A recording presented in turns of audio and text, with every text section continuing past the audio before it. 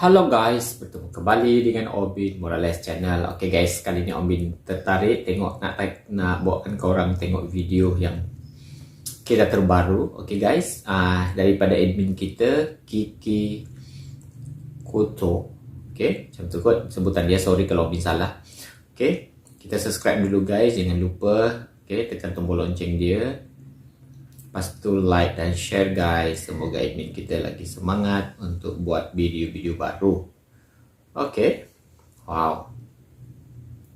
So dia kata guys, tajuk video dia kata super bangga mengintip wujud IKN. Macam tu kot. Kalau di Indonesia IKN. Macam tu lah, Nusantara 2024. Nan megah 4 kali luas Jakarta, 3 kali luas Singapura.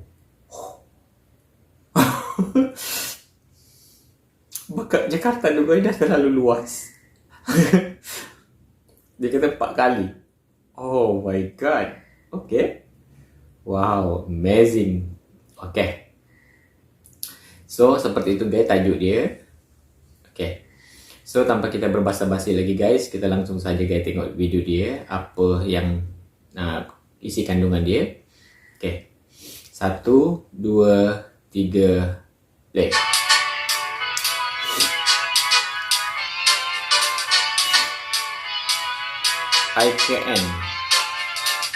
IKN. Wujud IKN Nusantara 2024 nan megah. 4 kali luas Jakarta dan 3 kali luas Singapura. Sekejap guys, 2024, maknanya 2024 tu mungkin dia dah siap ke apa?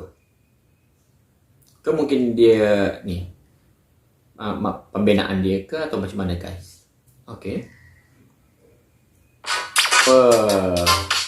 Lawannya guys, oh my god.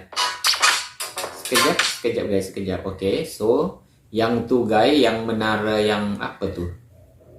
Yang Obin pernah reaction sebelum ni, nanti dia akan jadi menara tertinggi di Asia Tenggara. Okey, menara tu cantik. Progres pembangunan Ibu Kota Negara atau IKN Nusantara telah mencapai 12% di awal tahun 2023. Pemerintah melalui Kementerian PUPR terus mempercepat pembangunan IKN Nusantara tahap 1 yang ditargetkan rampung di 2024 mendatang. Adapun proyek yang sedang digarap mencakup pengerjaan infrastruktur dasar.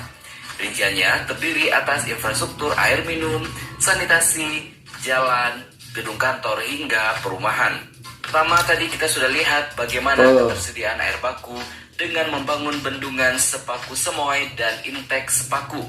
Itu progresnya hampir di atas 82%. 82% atau 85% lah. Begitu kata Ketua Satgas Pembangunan Infrastruktur IKN, Danes Sumadilaga, dikutip dari YouTube Sekretariat Kabinet pada hari Sabtu 4 Februari 2023. Sementara di luar kawasan inti pusat pemerintahan, pemerintah sedang membangun jalan tol 3 ruas panjang 27 km. Ini progresnya ada yang sudah 6% di jalan tol, ada juga 2% atau 1% di arena. Dan ini memang baru sekitar 2 bulan ini. Jadi masih tahap awal mobilisasi, begitu sambungnya. Sebagai informasi, KIPP seluas 6.600 hektar, pembangunannya difokuskan di kawasan 1A yang bakal dibangun Istana Negara, kantor-kantor hingga jalan-jalan yang membentuk kawasan tersebut. Kawasan 1A itu untuk pusat pemerintahan. Ini ada Istana Presiden, di sebelahnya ada Bappenas, ada Kementerian Keuangan juga, Kementerian PUPR, Marves, Perekonomian, dan ada beberapa kementerian lainnya, termasuk Bank Indonesia. Untuk progres hunian pekerja terdiri dari 22 tower untuk tenaga ahli dan tenaga terampil. Bangunan dilengkapi dengan masjid, kantin, kantor, klinik, toko, dan lainnya. Menurut Danis, 22 tower ini menyediakan 3.300 tempat tidur yang bisa menampung hingga 16.000 orang. Danis berharap pembangunan IKN bisa juga merubah budaya kerja seperti warung kumuh yang berdiri di sekitar proyek. Dalam pembangunan IKN, Danis menyebutkan akan lebih terorganisir baik dari sisi kesehatan, kebersihan kamar mandi, dan sebagainya. Kemudian, dilaksanakan juga pembangunan akses jalan tol seksi 5A. Akses tol ini akan menyambung ke arah Pulau Balang Besar, Jembatan Balang Besar, dan Jembatan Balang Kecil. Denis menyebut jembatan Balang Kecil ini nantinya akan diduplikasi. Cantik pula. Kepala Otorita Ibu Kota Negara IKN Nusantara, Bambang Susantono, menyatakan luas ibu kota baru di Kalimantan Timur ini memiliki luas 256.142 hektar. Luas ini lebih kurang 4 kali luas kota DKI Jakarta dan 3 kali luas Singapura. Begitu kata Bambang dalam acara Mandiri Investment Forum di Plaza Mandiri pada hari Kamis 2 Februari 2023. Di sisi lain, luasnya guys, Jakarta itu udah terlalu luas, tapi dia 4 kali lagi guys luas. Apa IKN? Wow, oh my god, besar. Penduduk kota IKN Nusantara juga ditargetkan hanya diisi oleh 1,9 juta jiwa saja. Karena kita akan memiliki kota yang semuanya seimbang dengan alam dan manusia. Luas IKN itu secara keseluruhan akan dibangun bertahap hingga 2045 mendatang. Saat ini pemerintah sedang fokus membangun kawasan inti pusat pemerintahan atau KIPP sampai tahun 2024 yang luasnya sekitar 6.671 hektar. Bambang pun menuturkan 65% dari luas IKN akan dibiarkan sebagai hutan tropis. Hanya 25% dari total area yang akan dibangun perkotaan dan 10%-nya dijadikan taman serta area produksi makanan. Oleh karena itu, Bambang membantah jika pembangunan IKN Nusantara nantinya akan merusak lingkungan. Wrong. Betul karena di sini kita akan menghutankan kembali. Sekarang ini hutan produksi, kita akan membuat hutan produksi itu jadi hutan tropis kembali. Begitu ujar Bambang. IKN Nusantara disebut akan memiliki 9 daerah ekonomi yang masing-masing memiliki tema. Selain KIPP, ada juga pusat ekonomi dan keuangan seluas 17.206 hektar.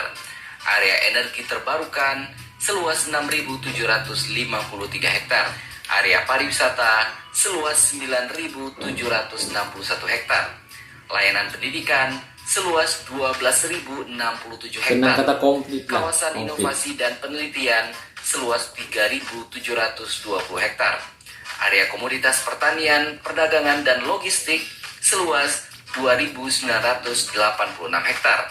Area industri pertanian seluas 4.299 hektar, serta kawasan perikanan budidaya seluas 9.084 hektar.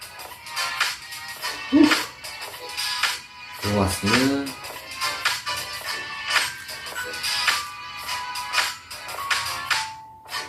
sebagai informasi, selaku Kepala Otoritas IKN, Bambang Susantono memperoleh hak keuangan yang diterima setiap bulan sebesar Rp718.840.